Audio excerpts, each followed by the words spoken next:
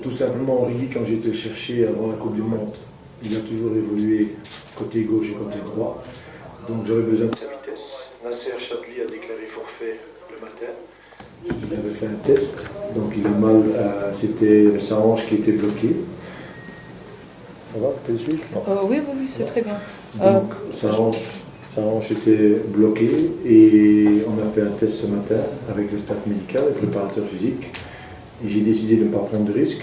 Donc je voulais trouver un joueur qui avait un profil similaire.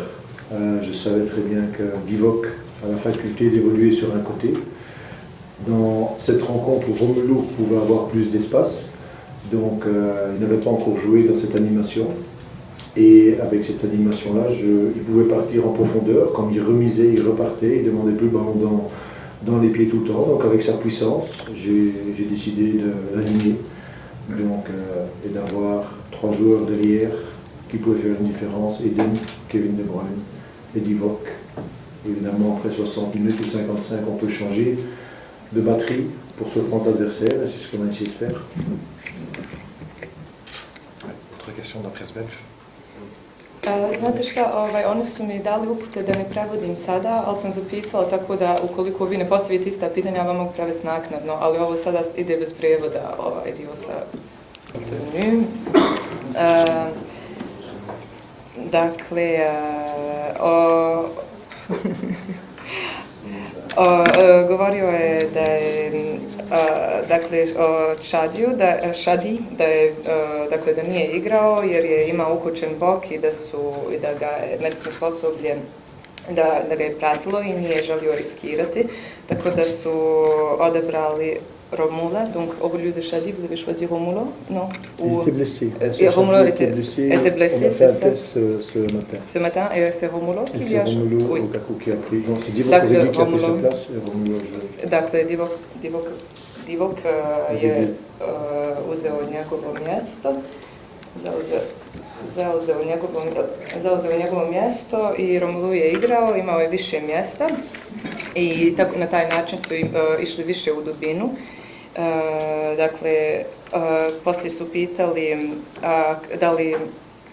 da li su bili uspavani u početku, međutim on smatra da su igrali dobru utakmicu, da je golman bio prilično dobar, što je olakšalo domaćoj reprezentaciji kada su postigli gol i smatra da je bila veoma lijepa atmosfera, da su ih ljudi prilično dobro dočekali.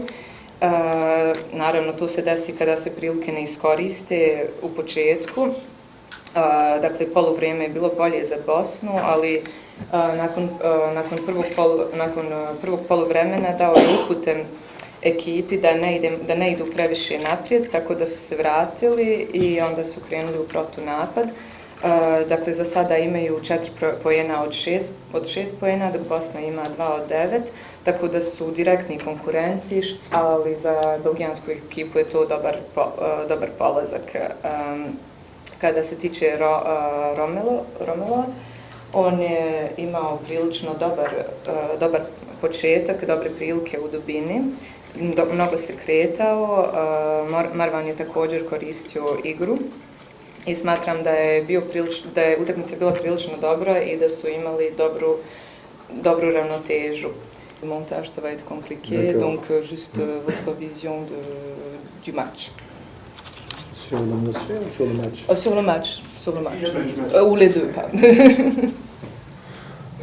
Ou les deux. Mais d'abord, j'ai commencé par l'atmosphère, où c'est rare que j'arrive sur les bancs et où les gens applaudissent les joueurs adverses ou le banc adverse. Donc ça m'a bien plu. Il y avait beaucoup de respect, je trouve. Et dans un petit stade comme ça, j'ai profité de l'ambiance parce que c'était un bon match. 2 équipes qui se livrent.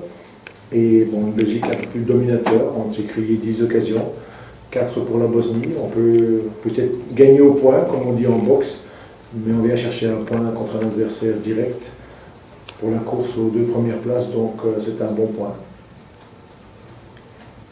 Kada je riječ o atmosferi, smatram da je bila zaista prijatna. Rijetko se dešava da ljudi aplaudiraju protivnicima.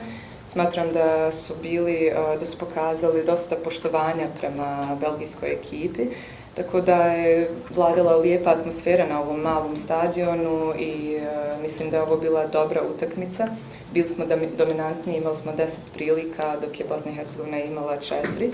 Dobili smo 1 poen, ali to je prilično zadovoljavajuće s obzirom da nam je Bosna i Hercegovina glavni konkurent.